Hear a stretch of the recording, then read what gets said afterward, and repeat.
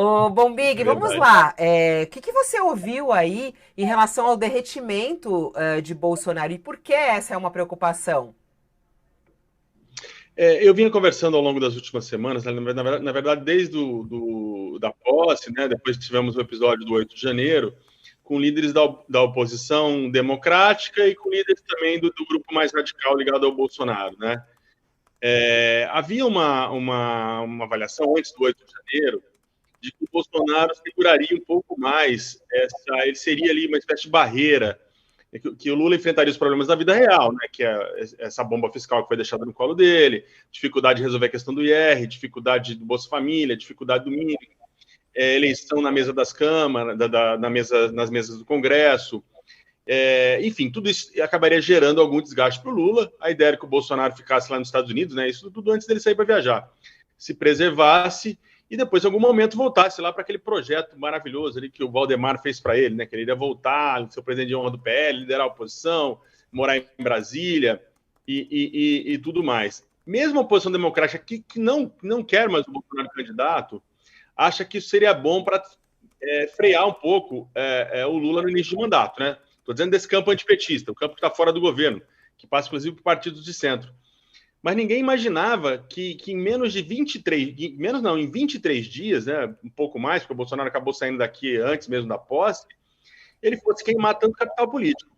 E eu conversei com gente desses partidos que está acompanhando essas análises de grupos de mídias sociais, de qualis, e está impressionado com o tanto que ele vem perdendo de apoio, perdendo seguidores, perdendo apoio, perdendo gente que confia, e favorecendo que o Lula monte uma base maior do que, na verdade, eles imaginavam. Então, a gente já tem informações que o Lula está tentando atrair os republicanos, parte do PL pode rachar, né? Do PP você pode ter algumas dissidências.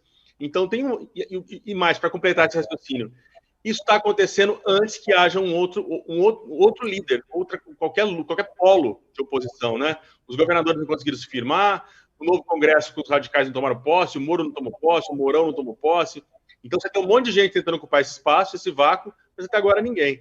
Um momento ali favorável para. Eles entendem que é um momento favorável para o governo Lula no início desse início de mandato.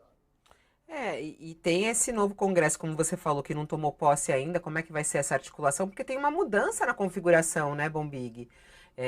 Tem uma mudança na configuração do Congresso e é expressiva até, né? Não, exatamente. O Thales está bem mais por dentro que eu, pode falar sobre isso em algum momento, mas enfim, vamos ter as eleições nas mesas diretoras, e elas vão definir, é muito importante a definição do jogo de força, né, no Senado e na Câmara. O que a gente sabe é que no Senado tem gente dizendo aí que poderia dar uma zebra para o governo e pintar o Rogério Marinho como líder da oposição, mas também é uma situação muito difícil.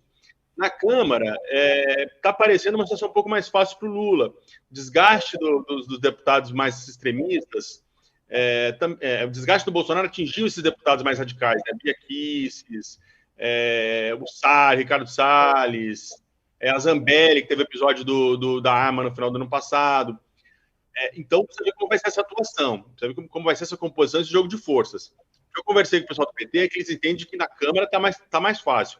E o Senado precisaria resolver. Você tem figuras de expressão como o Sérgio Moro, né, que ainda tem um capital político ali à direita, o Mourão, que vem tentando colocar nesse espaço, e o Rogério Marinho, que poderia inclusive vencer, mas tudo ainda muito aberto.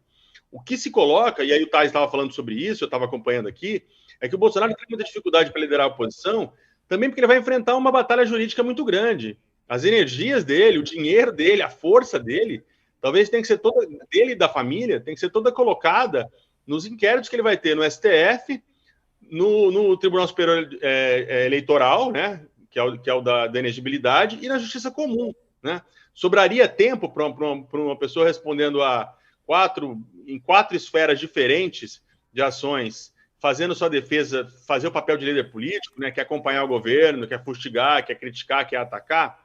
E outro ponto que eles colocam também vale a pena para o Bolsonaro radicalizar? Se esses processos forem abertos, se avançarem, ou será melhor ele se recolher e ficar quieto, né? Então há muita indefinição sobre esse papel dele de líder da oposição. A sensação que dá é que não durou 30 dias a ideia do Bolsonaro ser aí o polo agregador da oposição contra o Lula no Brasil.